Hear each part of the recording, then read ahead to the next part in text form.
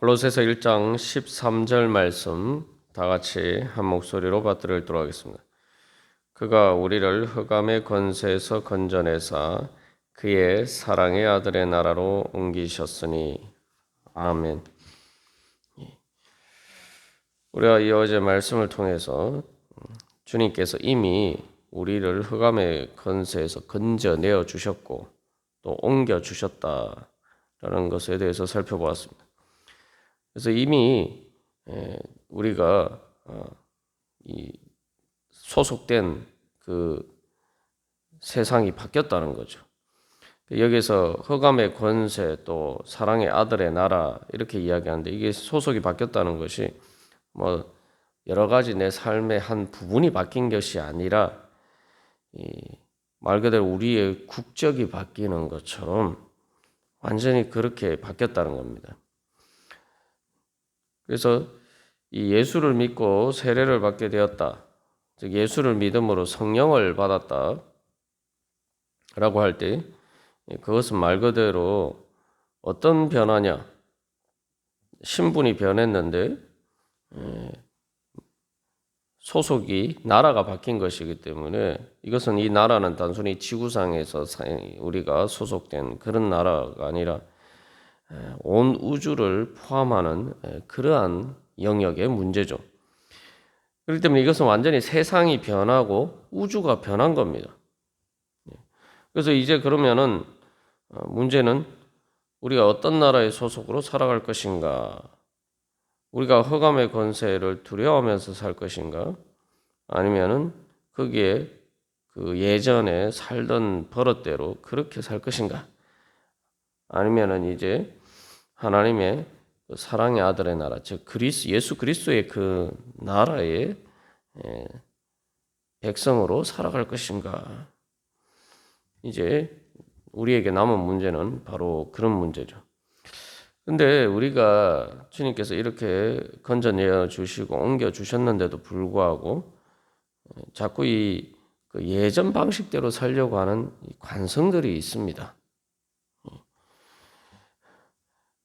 이스라엘 백성들의 경우에 비추어서 우리가 살펴보았습니다만 이게 어떤 경우냐 하면은 마치 북한에서 탈북해서 대한민국에서 살다가 다시 북한으로 돌아가는 것과 마찬가지라는 거죠. 그리고 또 이런 문제가 발생하는 것 중에 하나는 내 육신의 눈으로 보기에 우리가 아직도 또 우리의 육신으로 이 땅에서 살다 보니까 그 흑암의 권세가 지배하는 것처럼 그런 방식 속에서 우리가 살아가기 때문에 문제가 생깁니다.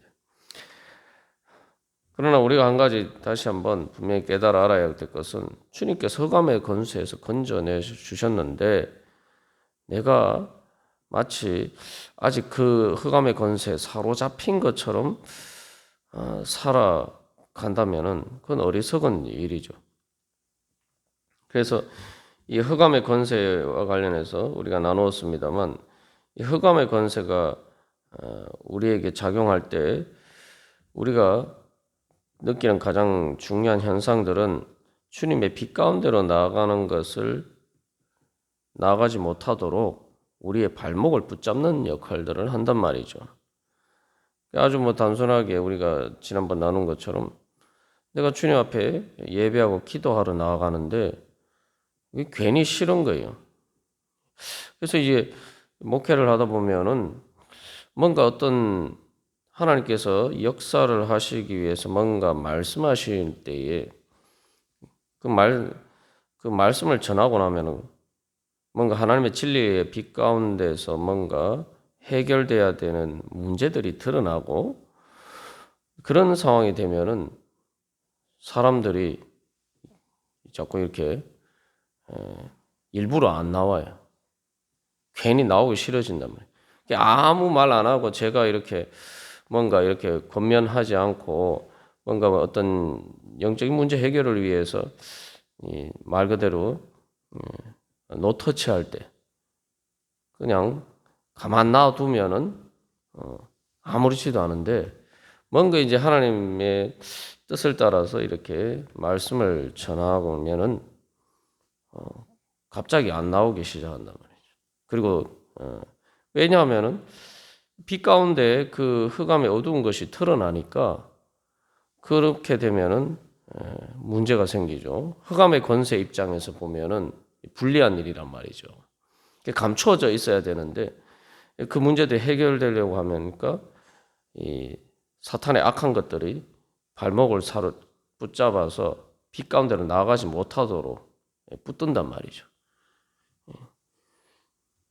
그래서 이게 돌이켜 보면은 저도 제 인생에서 하나님께서 주신 가장 큰 은혜를 받을 때 지금도 그 느낌이 생생한데 왜 그렇게 제 마음에 거부 반응이 생겼는지 이해가 사실은 잘 안 돼요. 아니 뭐 객관적으로 생각해봐도 뭐 특별히 뭐 하나님이 저한테 뭐 어려운 걸 무슨 요구하신 것도 아니에요. 그냥 가서 뭐 저기 문제가 해결이 안 되니까 그 문제를 가지고 하나님 앞에 나와서 기도하라고 말씀하신 것뿐인데 하나님은 그냥 기도하라고 말씀하신 것뿐인데 하나님께서 그 문제를 해결해 주시고 은혜 베풀어 주시려고 말 그대로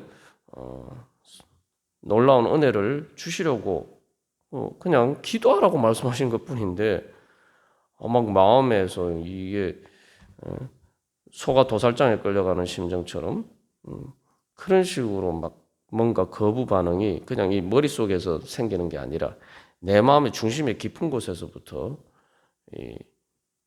그런 싫은 마음이 생긴단 말이죠.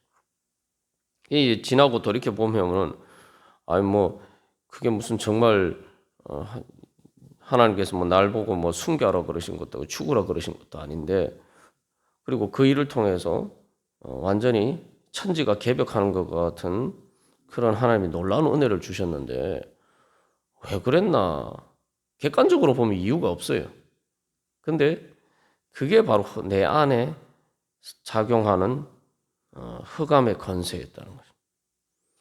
내가 주님의 빛 가운데 나아가지 못하도록 붙드는 예수님 겟세마네 동산에서 그 어두운 밤에 예수님을 포박했을 때 예수님이 너희의 때요 어둠의 권세로다 말씀하셨는데 바로 내 안에서 예수님께서 성령님을 통해서 역사하시지 못하도록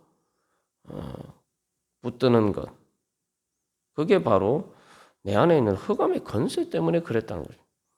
뭐 그때뿐만 아니라 이제 그 전에도 보면은 기도하면은 뭐 이렇게 순종하면서 기도하는데 따라가긴 했지만 지금 늘 돌이켜 생각해 보면 왜 기도하고 나면 기분이 우울해지는지, 기도하러 가져가면 왜 기분이 침울해지는지 참 이게 이해할 수가 없었단 말이죠. 기도를 하면 은혜를 받아야 되는데.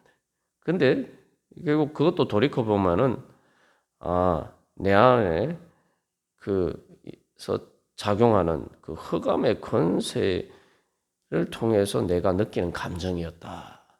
다시 말하면 내가 그 하나님의 은혜 빛 가운데 나가는 것을 가로막는 그것에 대해서 거부 반응이 들게 만드는 그 모든 감정들이라는 게 내 자신의 감정이 아니라 내 감정을 조종하는 흑암의 권세의 영향이었다. 이제 그렇게 되면은 그걸 따라가면 어떻게 되겠습니까? 나는 흑암의 권세 아래 내 스스로 내가 복종하는 거죠. 그래서 우리가 아니 은혜 받으려고 하는데 왜 그러냐 이렇게 생각할 수가 있지만 이제 예를 들어 보면 그렇습니다. 어둠에서 빛으로 이렇게 이야기를 합니다. 그래서 이 사도행전 26장 18절에서도 우리가 지난번 나눈 것처럼 사도 바울이 그 눈을 뜨게 하여 어둠에서 빛으로 사탄의 권세에서 하나님께로 돌아오게 하고 라고 이야기하고 있기 때문이죠. 이게 무슨 말이냐 하면은 우리가 이런 현상들을 일상생활에서도 흔히 경험하죠. 어떤 경험입니까? 내가 어둡고 컴컴한 데 있다가 이 환하게 빛이 비치는 밝은 곳으로 나가면 어떻게 됩니까? 처음에 막 눈이 부셔서 저절로 눈이 감기어지죠. 그 빛에 적응이 안 돼서 그죠? 근데 우리가 주님의 빛 가운데 나가는 것, 우리의 신앙의 성장 과정이 항상 그렇습니다.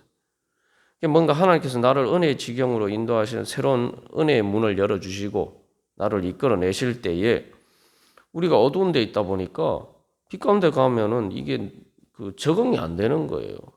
그래서 자기도 모르게 눈을 감고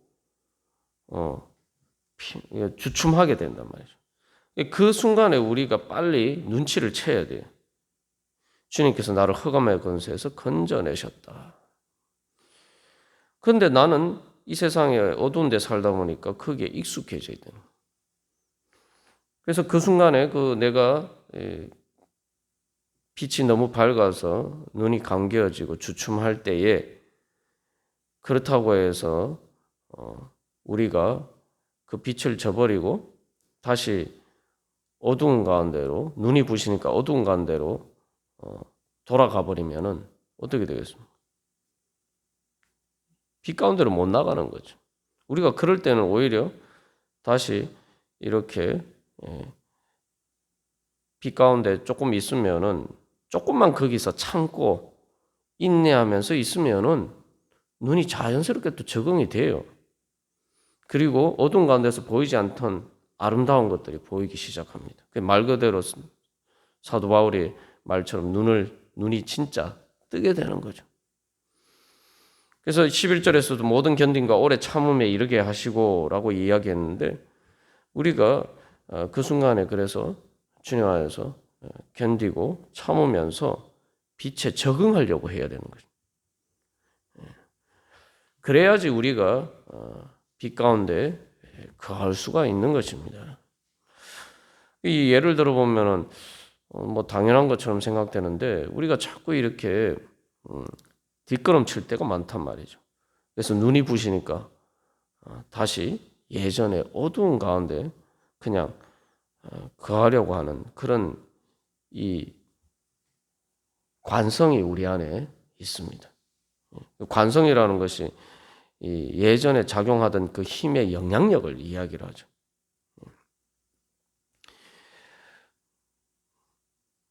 그래서 우리가 이 13절에서 이 이야기하고 있는 이미 흑암에서 건져내셨고 사랑의 아들의 나라로 옮기셨다. 이것을 믿으면은 우리가 이제는 바로 거기에 적응해서 살아가야 됩니다. 빛 가운데로 점점 더 나아가야 돼요. 그래서 우리가 여기서 또 한 가지 알아야 될 영적인 진리는 이 흑암의 권세에서 건져내신 예수님께서 우리에게 하신 말씀이 있죠. 진리가 너희를 자유케 하리라. 그게 무슨 말입니까? 바로 우리가 이제 예를 들어 보면 이 주님께서 만약에 우리를 흑암의 권세에서 이미 건져내셨다. 이러면 흑암의 권세가 더 이상 우리에게 작용을 못 하는 거죠. 그런데 왜 나는 흑암의 권세가 익숙해져서 마치 그것을 벗어나면은 안 되는 것처럼 그렇게 나에게 그런 실질적으로 내 개인적으로는 내 주관적으로는 왜 그런 힘이 작용하는가? 그것은 말 그대로 힘은 힘인데 실체가 없는 힘이라는 거죠. 실체가 없는 힘이 도대체 그럼 뭐냐? 이 세상에 죄가 얼마나 가득한데 죄로 인해서 얼마나 그것들이 현실적인 문제인데 실체가 없다는 그게 말이 되냐? 이렇게 생각할 수가 있지만 우리가 조금만 생각해 보면은 죄의 실체는 흑암의 권세는 예수를 믿는 우리들에게 아직도 우리에게 현실로 다가오는 것은 그것이 진짜 실체이기 때문이 아니라 우리가 그것에 쏟기 때문이라는 거죠. 죄의 문제가 다 마찬가지입니다. 아주 예를 들면 우리가 이제 쉽게 알 수가 있는데 여러분 보이스피싱 사기에 우리가 당할 때는 어땠습니까? 막 보이스피싱에 전화를 받고 그러면 아마 당장에 막 돈을 안 붙이면은 막 뭐 큰일 날 것처럼 막 겁을 주잖아요. 예. 그래서 공포심을 유발합니다. 그런데 자 여기서 우리가 한 가지 예수님이 진리가 너희를 자유케 하리라 말씀하셨는데 우리가 그 받는 전화에서 얘기하는 막 뭐 당신이 이렇게 뭐 빨리 돈을 안 붙이면 뭐 큰일 나는 것처럼 막 얘기를 하는 그 얘기가 다 사기꾼의 거짓말이라는 거. 아, 이게 보이스피싱의 사기라는 걸 알게 되는 순간 어떻습니까? 내 마음의 두려움과 공포가 사라지죠. 그리고 그것이 보이스피싱 사기라는 걸 알게 되는 순간 아무도 두려워하지 않아요. 오히려 시시한 일이 되죠. 그냥 전화 끊어버리면 그걸로 끝나는 거예요.